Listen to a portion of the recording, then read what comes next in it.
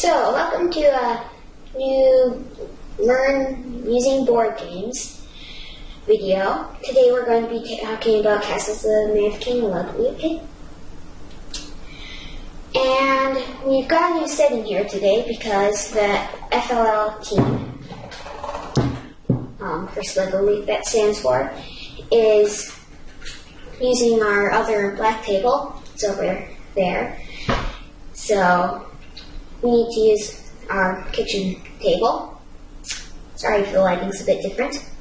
So anyway, in Castles of Mad King Ludwig, it takes about 90 minutes. It says on the box at least. I think it takes a little less.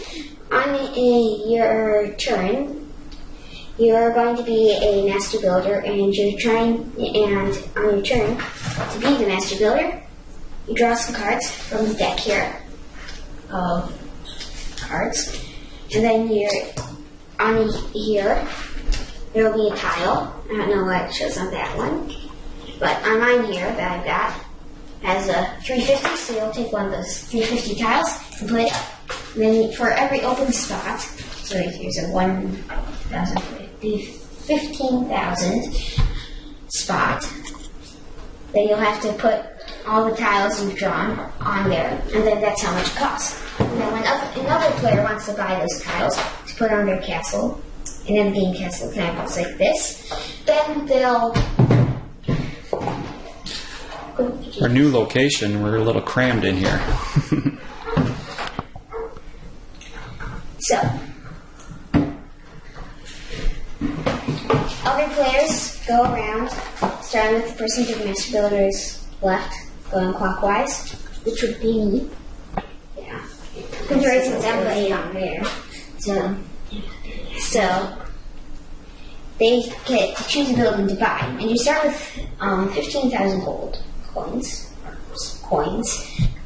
You can say dollars. And you get to, and then this is how much those tiles cost.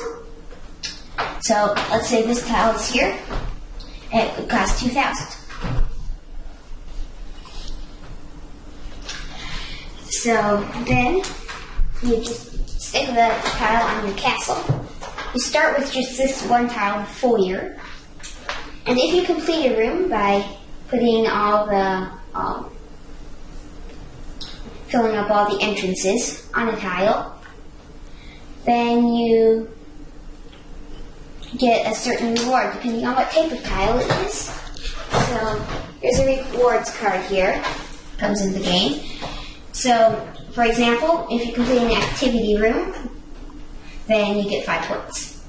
And the rooms also have points on them for when they're placed up in the upper left-hand corner, and then most of the rooms have bonus points in the middle to show points you get for connecting other rooms to their entrances. So this card, you get 2 bonus points for every entertainment room you connected. Alright, so everybody will keep going around taking turns being master builder. When you buy a tile, I should say, you give all the money to the master builder. Unless you're the master builder, in that case you put it in the bank.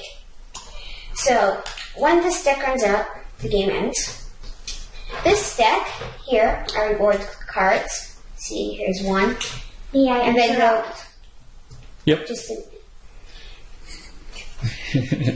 on the cards, there will be some points up here, and how you get them. So this one gives you 1 point for each of your rooms with this symbol on it. Okay, what do you want to say?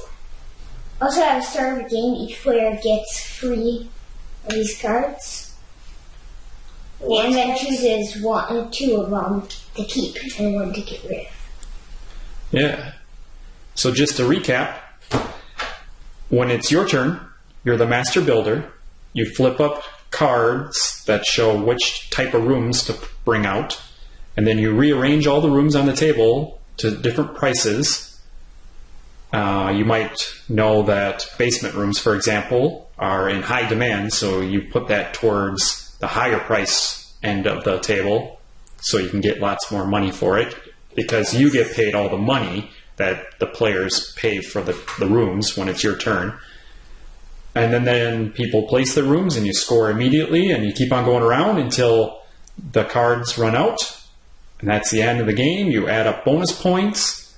There's also random bonus tiles in the middle that ever kind of like bonus goals that people are going for, like this one. Whoever has the most of these size rooms in their castle at the end of the game would get the bonus points for that. There's bonus points for second and third for those two. Yeah. So what do you guys think of this game? I think it's a lot like Suburbia, which I used to not like, but I like it more now. I think this game's better than Suburbia. I like the theme a lot more. Yeah, I like it too. I like fantasy games. I like it too, but I like the theme of it. I don't really like the game. Do you like building your own castle? Is that what you like about it? And what don't you like about it, Quinn? Well, you run out of money really fast, and people you pay just one person of your gold. Yeah. So you don't like that you have to pay money to people for your rooms? You just like to select it and build your own castle? And that might be something that, kids would like to do, would just be to open the box and grab the rooms and build their own castles, kind of like a puzzle. That would be something fun to do. There's maybe some other educational aspects that I've noticed anyways, is keeping score. If you have your kids keep score, that can be some good math involved in that. Yep. I should have 2 more points, actually. This one gives me... We just got done finishing the game. Yeah, you never stop looking, do you, for your points? And that's another thing. The kids have to pay attention the whole game to make sure that you're not missing any points, and they see which tiles they need for bonus points and which tiles their opponents might be going for, and try to keep that from them. There's kind of an economic aspect to it where you can teach about scarcity and supply and demand. If there's lots of bonus points being awarded for outdoor rooms, then you're going to probably want to put outdoor rooms at higher cost end of the table so that it's harder for people to get. There is some non-realistic stuff here too. Like, look at the servants' quarters. You think a servant would have this price of quarters? Probably not. There's a little bit of reading involved. I mean, you wouldn't necessarily need to be able to read to play the game, but if you were a reader, there's probably a few words on the room tiles that you don't already know. So there could be some potential vocabulary to learn. My dad didn't know what grotto was. Grotto? Yeah. Yeah. And do you now? Yes. So there you go. There's one word that you terrace. learn from playing this game. Terrace. So maybe a bunch of words. Can you guys think of anything else No. that you might learn from it? No? So this is a plus for you, right, Egan? Yes. You love it?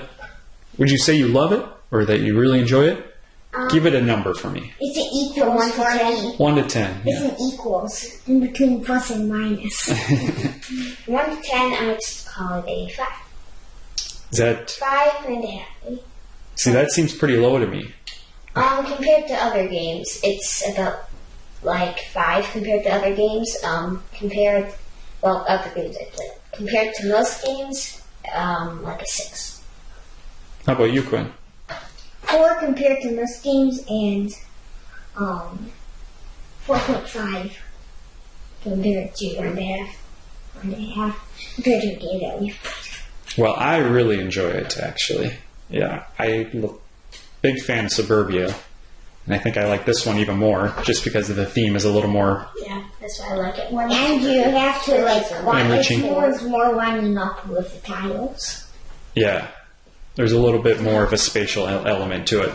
I agree. Definitely. And it's I think it's really fun to see how the castles end up at the end of the game. You see them kind of building up, and it's different every time. You never have the same layout.